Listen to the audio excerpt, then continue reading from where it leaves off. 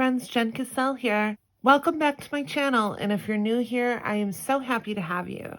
So today we are going to be doing the A2 gift box die with the new add-on that came out. This is the branches set, and I showed you guys this in my release video. Love, love, love. So we're going to be focusing on this die right here. This is the branches add-on, and it does come with an extra die here for some more branches, and it's made to go with this set here, and this is the A2 gift box die. This is a good one. This is an essential. I hope she comes out with more add-ons for this. It's a great 3D box for your A2 cards. So before we get started, here is her website and all of the info on the back. Make sure to use that hashtag ScrapDiva Designs for some amazing inspiration. And if you haven't signed up yet, you should sign up for her newsletter. It is chock full of all of the design team's amazing projects. You won't want to miss out, and it's completely free. And as always, if I've inspired you in any way, please feel free to use my coupon code JEN10 for 10% off your purchase at the shop. I really appreciate all of the love and support from you guys. I do get a small kickback when you use my coupon code or affiliate link, and it helps me continue to do the things that I love to do. So we did the Halloween version of this, and I wanted to do the fall version of this as well. I've already showed you the two main dies. I want to focus on a couple of the other dies that we're going to be doing, and I did this double layer rosette for this. I also used the fantasy flower that came out. You get 3 different sizes of this. I used the Thankful Words 2. I used the Grateful from this. It comes with Thankful, Grateful, Blessed. You're going to see the Shaker Acorns as well. This is one of my fun dies. This is an older release. It came out last year. This is the Branches and Ornament Wreath set. I am going to be doing another tutorial that's going to feature this. This is an essential for me. Not only are the wreaths really cool, but these branches that come along with it are super gorgeous and very versatile. And then I also used the acorn die set. I didn't use the acorn itself, but it does come with a bunch of great leaves. These leaves are the perfect size for your craft projects. Absolutely love them. So if you want to see how I created these boxes, follow along for the tutorial. And after I do the tutorial on the boxes, I am going to do a process video of how I decorated the box. So stay tuned. All right, so this is going to be the main components of the A2 box card. So starting off, we have the A2 box add-on branches, and I've cut that out of this rose gold paper right here. I mean, look at the detail on this. Absolutely gorgeous. And then we also have this die set. It's the A2 gift box. So this die set, this is going to be the base of your box. I've cut it twice, or one each of this off-white paper. And I did do, this is 110-pound cardstock. I really wanted the base of this to be sturdy. You're going to have the layering pieces right here, and you're going to have these 2 stitched layers. I've cut one of each, and then I've also cut one of the acetate in the same size as well. These are the same size, so you don't need to worry about keeping them separate. All right, now for the sides of your box. So this is going to be the bottom portion of your box. You're going to need these 2 dies here. So this is going to be the base of your box, and I've cut them twice along with their stitched layering pieces. This one is a little smaller, so be careful when you're cutting your layering pieces. Just note that these ones are going to be a bit smaller than the top of your box. Then you have the top of your box here, which I've also cut twice, and you're going to know that this is the top of your box because it has this little star here, same as this one. And then, of course, your layering pieces. So I have 2 of each of those. If you choose to do the acetate portion, you're also going to need your paper trimmer for this. And you're going to want a trimmer that you have the ability to take your blade in and out and not like a rotary trim. You're going to take that first layer of your box and bring it over. You want to trim about 1/4 inch on the interior.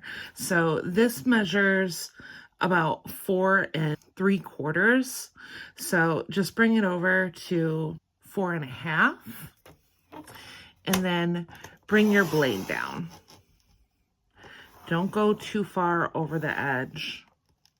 I brought it down to about 1 centimeter. And then you're going to flip again. And once again, bring it over 1/4. This is 6 inches. So bring it over to 5 3/4. And once again, pop your blade down and trim. Okay, rotate 1/4. Once again, bring it to 5 1/2. Pop your blade in and trim. Make sure you're not going all the way out, otherwise you're going to have to start fresh. And one more time, we're going to 5 3/4. I'm putting my blade in and dragging up. Now you may see that you're still connected in a couple of spots. That's okay. You can use your craft knife, or I'm just simply tearing. You have quite a bit of overhang here, so you don't need to worry about any jagged edges. So this is what you're going to have when you're finished. You've got 1/4 inch frame on each side. Okay, so now I have the base of my box. This was my other piece of 110-pound cardstock. I have my sides right here. Remember, these are the ones that don't have the stars on them. And I'm just going to go ahead and glue my stitched portion to, it's going to be the middle. So if you look close, you're going to see some score lines. You want it to go right here. And I'm going to adhere all of those just using some Barely Art glue.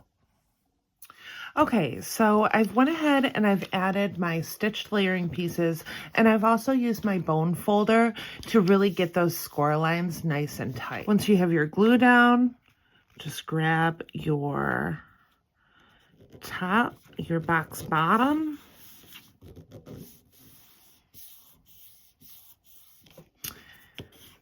make sure that's nice and adhered. Continue with the other sides of your box.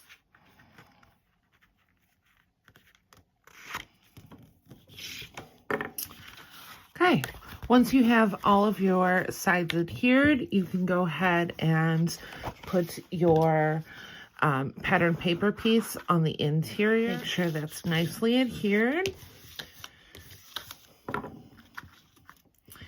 And we're going to start bringing the side pieces inward, and I'm going to add just a little bit of glue to this tab and this tab.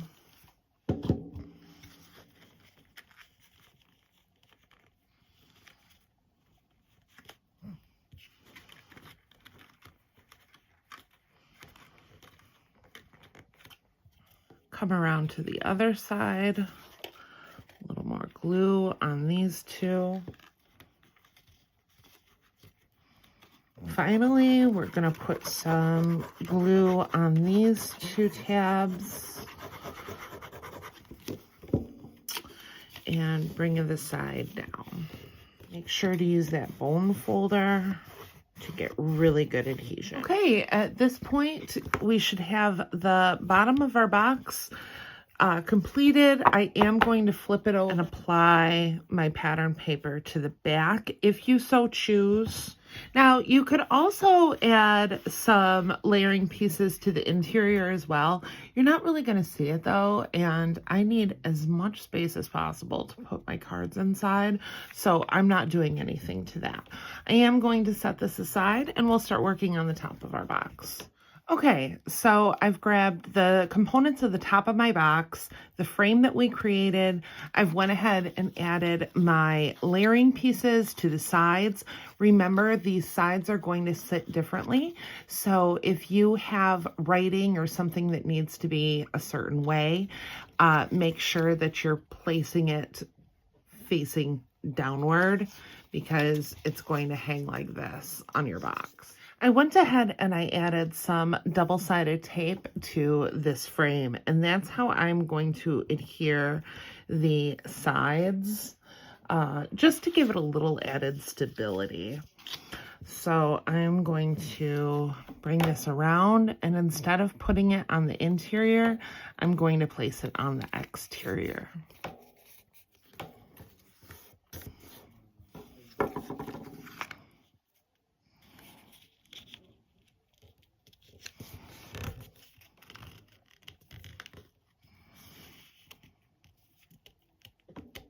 Okay, now that I have all of my sides on, I'm going to take the first of my branches die and set that down, and it's just going to kind of cover up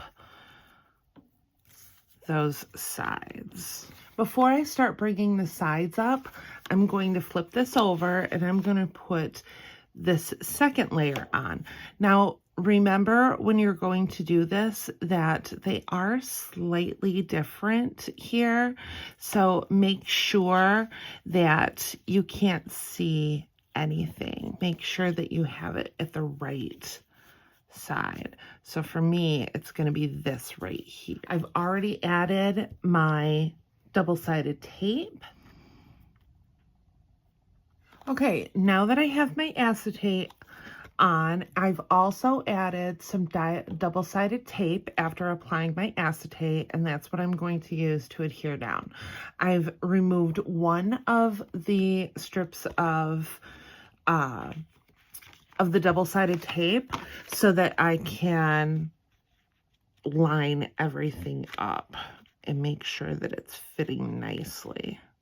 Once I have that first one down, I can go ahead and just start taking off the other layers. That way I know it's straight. And you can just gently lay it down. Okay. So this is what you should have so far. Now we're going to go ahead and apply the glue to the tabs like we did on the last one and start folding the interior of the box together. Now I'm adding my glue to fold these over, grabbing my bone folder to really press that down. Okay, so this is what you should have at this point. It's gonna fit nicely on there. So we've got this together. Gorgeous box. I mean, gorgeous. So let me show you what I have brought out to decorate it. So first up, we have the double layer rosette, as you see here. I did this in light pink and rose gold. So I've cut 2 of these as well as 2 of these.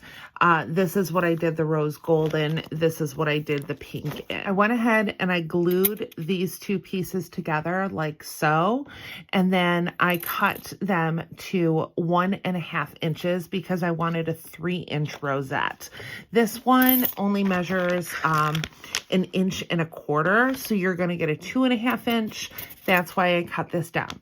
A little tip for you is you're going to want to use a lighter weight cardstock. This is a 65-pound from Michael. The rose gold is also their metallic cardstock at Michael's as well. So this cut pretty well and was put together pretty easily. I would imagine if you used a heavier cardstock, it wouldn't go together as well. I've also cut this grateful. I think I showed this to you during my release video. I've just double layered the grateful. I've just added 2 layers of foam. Once again, you'll see that rose gold on the top layer. And then this is pattern paper from the Prima Autumn Sunset collection. I also did some shaker acorns here. So with the shaker acorn, you get 3 different sizes. I've used the small and the medium to create these shakers. So I cut, this is pattern paper from Prima in the back. I did a foam layer, this right here, and then I went ahead and cut this again in this champagne glitter cardstock, and then I cut this layering piece with the rose gold so it sits behind it. This one is the smaller one, and I actually put it together a little differently. I just wanted to see how it would turn out, but here's the difference between the two. Super cute. Either way, I like them both. So definitely going to use something like that. I did pull a couple of larger flowers from my stash. I don't know what brand these are. I'm just kind of slowly working on getting some of my older flowers out. They very well could be Prima. This is the new Fantasy Floral, or the Fantasy Flower that came out this month. Once again, you get a small, medium, and large. I did these in just a ton of different ways. I just kind of started to play. That's how I create flowers. I never really know what direction I'm going in. I just kind of pull everything out and start shading and playing. And these ones I did shade with some Distress. Super cute. There's these. I did have a large Sakura flower in my collection that I pulled. These ones too. They're ScrapDiva dies. I want to say they're the fringe flower, but please don't quote me on that. This is the flower that comes with the A2 gift box set that we're using. Another one of those floral. I also cut some of those leaves that I absolutely love, and this is from the original flower die.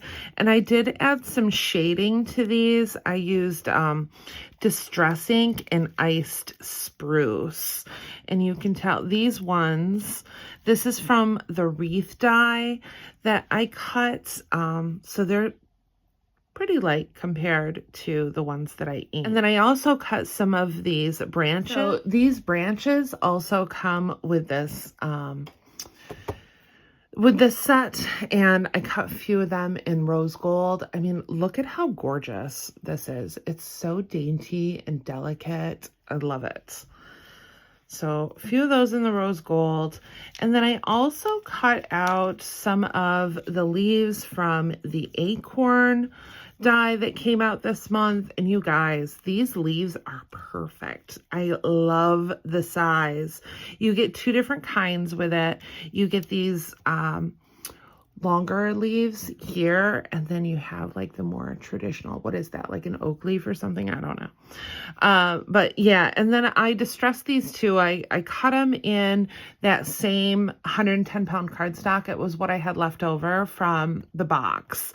And then I just went to town with some distress. So the colors that I used for my leaves, I started with a saltwater taffy, and then I brought in some dried marigold on a few, as well as the Victorian velvet for these larger ones. And for these smaller ones here, I did a mixture of wild honey, rusty hinge, dried marigold, and once again, that Victorian velvet. That Victorian velvet isn't one that I use very often, but I'm going to start because it's really, really pretty. So I'm going to start playing. I'll just throw some music on, and you can see how this comes together.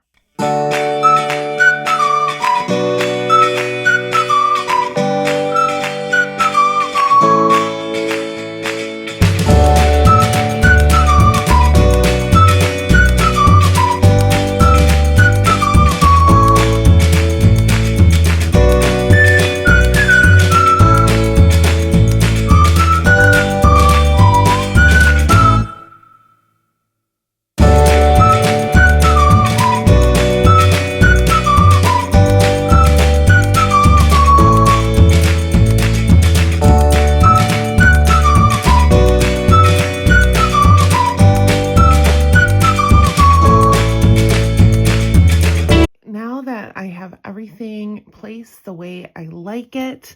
I am going to grab some of this white chalk paint and a paintbrush.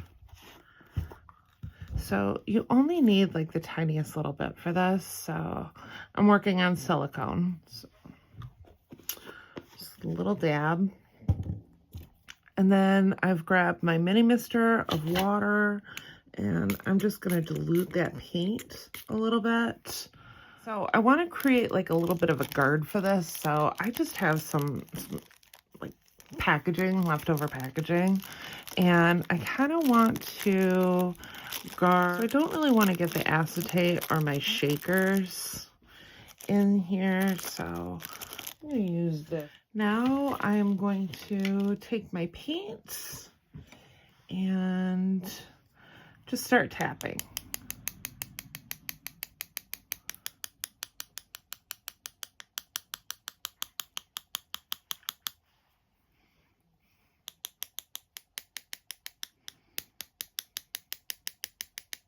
Some areas I want it just a tad bit thicker. And I'm going to grab the edges of these pine cones, really kind of lighten those up a little bit.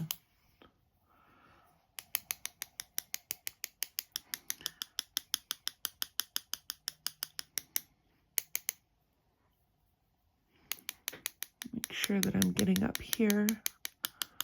Good. Okay, so I think mine looks good. I like it. I'm gonna pull this out. Perfect. So this is how it turned out. Absolutely gorgeous. Love it. This box is so pretty. So let's just take another quick look at this gorgeous box that we've just created. Absolutely gorgeous. This is such a fun die to play with. And of course the original, super fun. I will say I made this one a shaker, and it wouldn't be hard to do. You would just follow along up until putting this back portion on, and I would just add a layer of foam. You could use foam strips to go around to create your shaker component, and you would just want an extra piece of acetate to make it come up. That's how I did this one here.